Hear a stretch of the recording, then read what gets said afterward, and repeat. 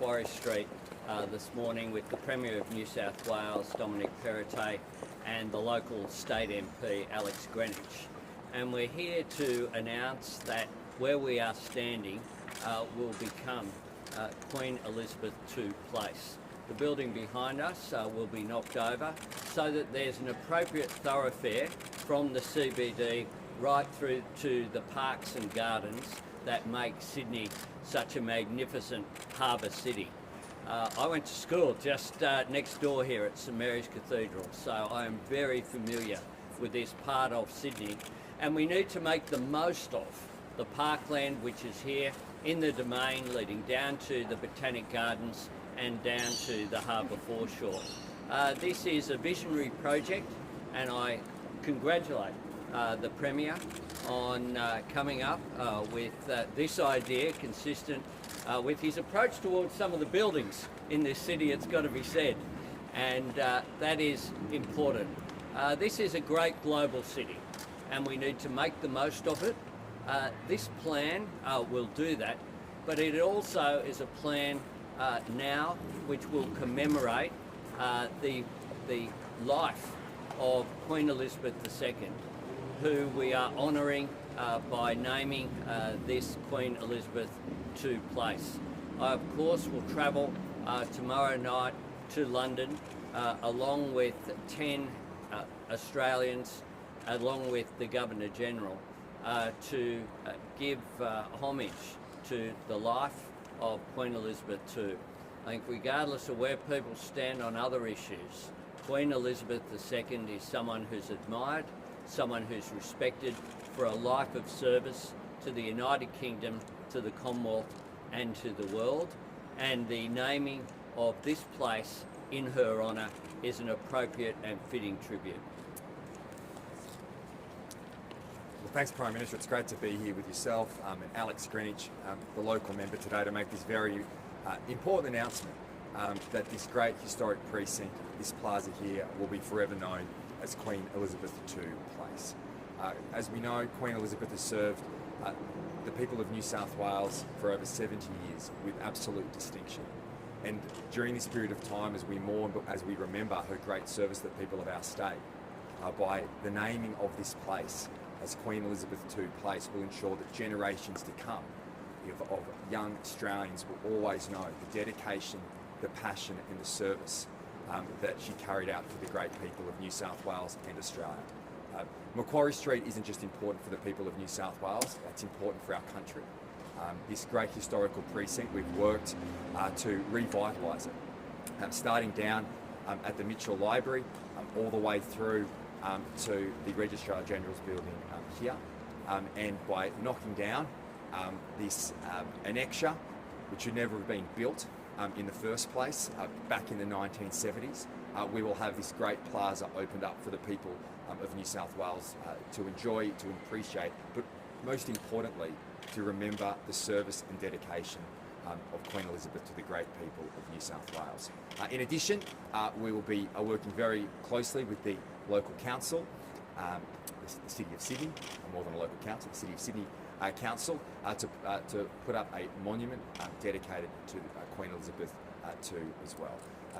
It's important, I guess, as a country, if we want to know where we're going, as a state and as a country, we need to have a great appreciation of where we've come from. And Queen Elizabeth II's service to the great people of New South Wales will now be remembered here forever. Alex Greenwich will now make some comments as a local member who wholeheartedly supports this project, and then we'll take questions. Good morning. I'd really like to thank the Premier for inviting me here today and the Prime Minister for joining us for what is a significant and historic announcement. The creation of this really important new public space to honour Queen Elizabeth II. This will be a site where people will gather, reflect, and it will be an essential connectivity between Macquarie Street and the Domain. So as we continue to revitalise the Sydney CBD after the lockdowns and the pandemic, it is so great to see the New South Wales government investing in the city, activating the city, and this place will be something that all Sydney-siders will be extremely proud of. and will really be able to reflect on the legacy and contribution of Queen Elizabeth II when they are here. Questions? Thanks very much. Questions to myself or the Premier? Will the space be about, you know, as you say, gathering, or will you be able to get a coffee here or sit and have a little drink in the afternoon? Well, you know, it's going to be a great open space. The first thing is to build the connection between the urban part of Sydney and the greenery of the Domain. That's and part of this Macquarie Street revitalisation, we went down this path a few years ago, was to really enhance the connection. And what's occurred over decades has been buildings like this one. That's next to go, by the way, the courts there, because in the 60s and the 70s they just built these things, and they have really brutalised the great historic Macquarie Street. So the answer to the question is yes. This won't just be a place for reflection. It will be a plaza for our people, and it'll be open space. We see over in some of the other areas, like where the city hospital is, cafes, and the like. So this is a place where people will gather and also connect with each other through those both the urban side and the garden side of Sydney. And will the Registrar General's services be moved somewhere else, or? Yes. So obviously at the moment with the current space in the Registrar General's building, we've moved the land and property information out, and we've been using that for. Alex might want to speak to this. We've been using that for orchestra, for people to come together in that building. We are working towards this being an area for museums, and we're working very closely with the Museum of Sydney, and looking at ways in which we can use these buildings for the public. These buildings should not be closed for public servants. These are great historic buildings that should be opened up and appreciated by the people of New South Wales and around the country for tourists to come. I want people to stay longer when they come to Sydney. And we have a great opportunity, not just with the investments we've made with the council in relation to the greatest walk on the harbour side through Sydney, but also linking from the Opera House all the way up to Macquarie Street. And I want to extend that obviously as well out to the Great Australian Museum. This is a great part of Sydney and a great part of Australia, and we need to open it up so that people can appreciate it, not close it to public servants. And when does the wrecking ball? By the end of the year. It's going to be a great day. It'll be a great day. It won't be a public holiday, but it'll be a great day of celebration.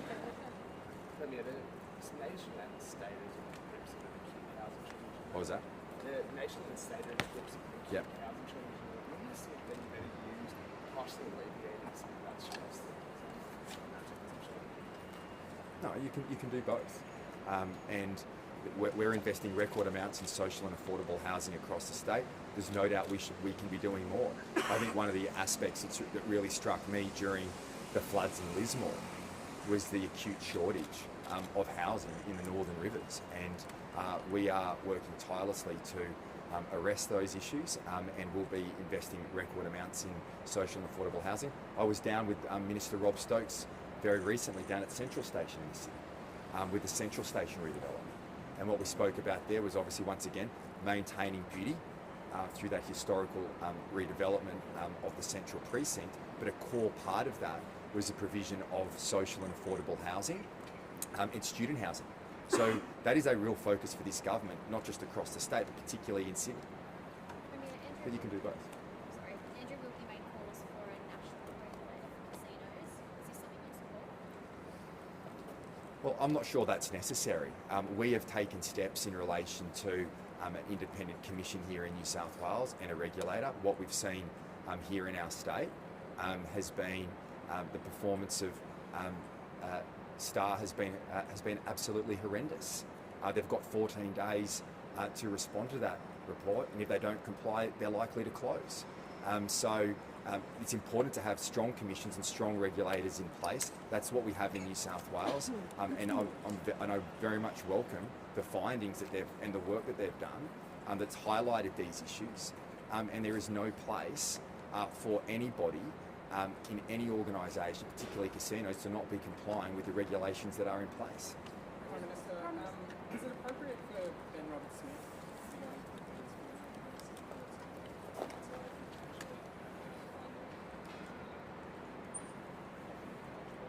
Well, these are decisions that were made objectively, where the Palace has invited all Victoria Cross winners, and that's the basis upon the invitation.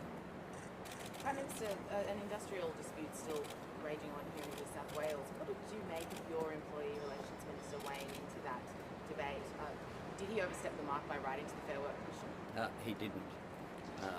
The Minister Burke wrote to the Fair Work Commission, as he has on 4 separate occasions, to indicate what were likely to be policy changes. That's appropriate.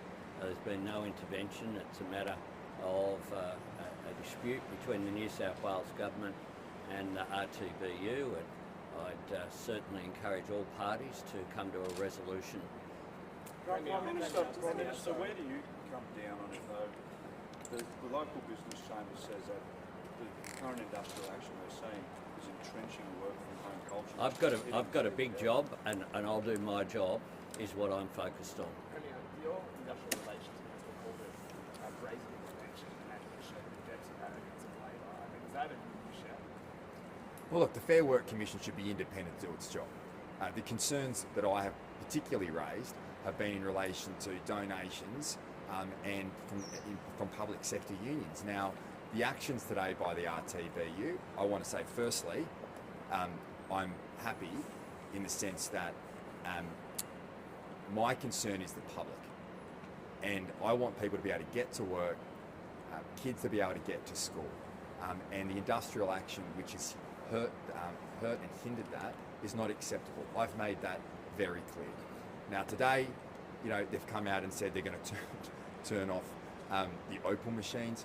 But the reason they're turning them off, and I want to thank the people of New South Wales, because they opened them up and 90% of commuters were still tapping on and tapping off. And that just shows that the people of New South Wales just want to get on with it, and that's what I expect of the union. We're working through those issues in the Fair Work Commission. The Fair Work Commission should conduct its role independently.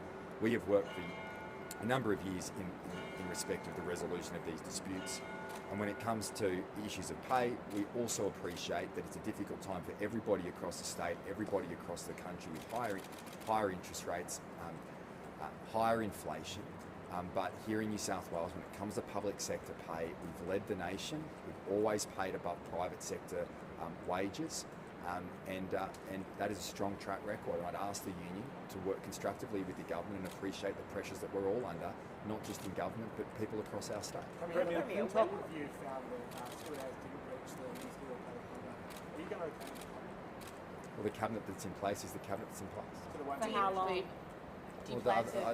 I have no plans at this stage. The cabinet that is in place is the cabinet serving the people of New South Wales. Will you be doing a cabinet reshuffle ahead of the election where Stuart might find himself back? I haven't made any decisions in relation to that. That's not my focus. And did you tell him that you believe that he had been emphatically exonerated? Well, the report speaks for itself. Premier, just on COVID isolation, when will it be time to treat Australians like adults and they can decide when they're sick they stay home and when they're well they can go to work? As soon as possible. I've made it very clear, my view is we need to move to a system, moving away from public health orders and ultimately moving to a position of respect. A position of respect. We can't have government, state government, public health orders in place in perpetuity. What we need to do is move to a system where if you're sick, you stay at home. If you're not sick, you go to work and you go to school and you go about your life. It doesn't make any sense that for one area that we have public health orders in place, yet for other areas where you are sick, there are no public health orders and you can go to work. So there's no doubt we've moved through this period of time for 2 years. There's always been changes. I think what is very positive now through the National Cabinet is a greater focus on a nationally consistent approach. There are always different views from different premiers at different points in time. I accept that, but I think the camaraderie and people working together and sharing information is incredibly positive. But I've made my views very clear every step of the way, even when I was Treasurer, to being in this position today, that we need to move away from public health orders, but you can't do that overnight, and I accept that, but directionally that's where we need to go. I welcome the changes we made from going from 7 days isolation to 5 days isolation, and I'll continue to work with my other counterparts in other jurisdictions in relation to the removal of public health orders, and we'll discuss those issues at National Prime Cabinet. Minister, could we get your thoughts? Just when will it be time to treat Australians like adults and allow them to make decisions on their own health? Well, my thoughts as well as my actions are with my responsibility as Prime Minister to bring together the states and territories. I was critical previously of the fact that the National Cabinet would meet. You would then have the Prime Minister give an announcement, then the New South Wales Premier say what New South Wales was doing, Victoria say what Victoria was doing, WA say what WA was doing. What I've sought to do is to bring together the Premiers and Chief Ministers from across the political spectrum, from across our states and territories, to have a common national position. And I must say that all of them have been cooperative in that. There's a very collegiate atmosphere. We have another meeting this morning. I'll give a press conference after that to announce what decisions are made in a transparent manner. But can I say this, that we do need, in my view, that national consistency.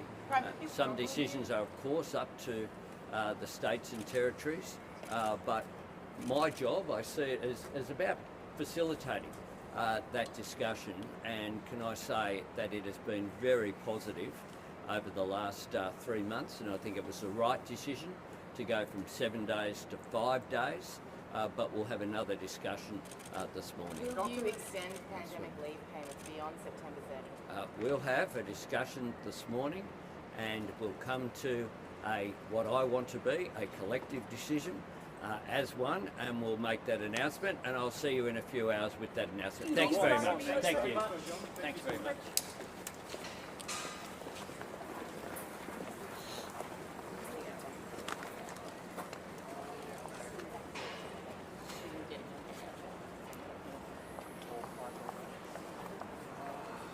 Well, there's